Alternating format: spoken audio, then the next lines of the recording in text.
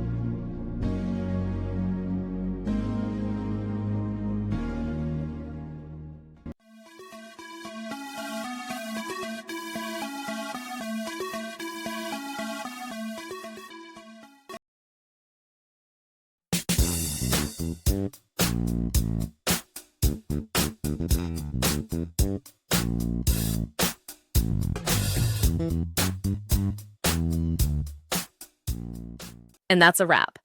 I hope you found the answer you were looking for. If you did, take a second to hit that subscribe button. It really helps out.